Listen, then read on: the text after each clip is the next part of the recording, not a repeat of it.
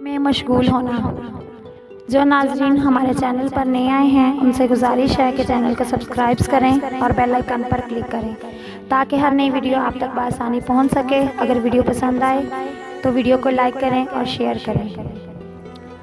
بعض لوگ یہ مبارک رات مختلف کھیلوں، واٹس ایپ، فیس بک وغیرہ میں مصروف ہو کر گزار دیتے ہیں۔ یہ مبارک رات لہو و لعب کے لیے نہیں، عبادت اطاعت کے لیے ہے۔ اس کو عبادت ہی میں مشغول رکھنا چاہیے۔ بہت سے لوگ ٹی وی کے پروگرام دیکھنے میں مصروف رہتے ہیں، حالانکہ ٹی وی متعدد مفاسد اور بہت سے گناہوں کا مجموعہ ہے جس کی بنا پر اس کو دیکھنا جائز نہیں۔ پھر اس مقدس شب میں اس لعنت میں مبتلا ہونا اس کے گناہ کو اور بھی سخت کر دیتا ہے۔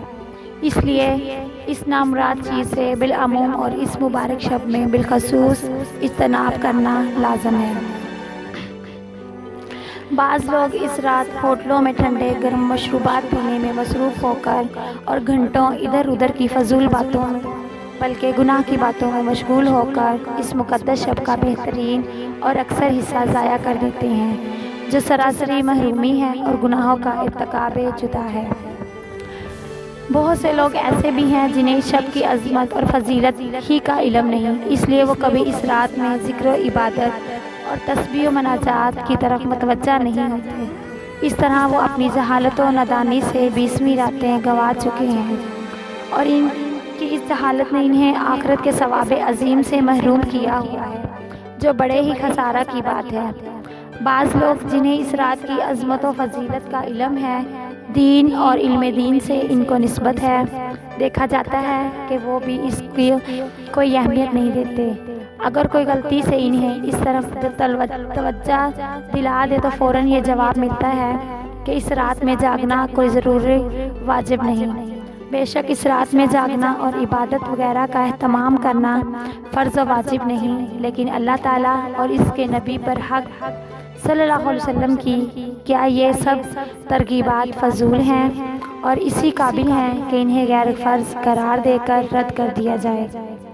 آخر ان ترغیبات کا کوئی مکلف ہے، اہل علم تو انہیں غیر فرض اور غیر ضروری قرار دے کر ٹھکرا دیں اور عوام اپنی جہالت اور ناواقفیت کی بنا پر اہتمام نہ کریں، تو پھر امت میں سے کون ان پر عمل کرے گا؟ ذرا بتائیے۔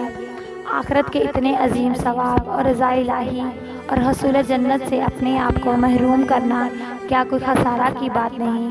اور کیا یہ چیزیں آپ حاصل کر چکے ہیں؟ اگر نہیں تو استغنا سے پناہ مانگیے اور استغفار کیجیے۔ بعض تاجر اس شب میں دنیاوی مصروفیت کو کم کرنے کی بجائے اور بڑھا لیتے ہیں اور اس میں اس قدر منہمک اور مصروف ہو جاتے ہیں کہ بسا اوقات اس دھن میں فرض نمازیں بھی قربان ہو جاتی ہیں، جو کسی طرح بھی جائز نہیں۔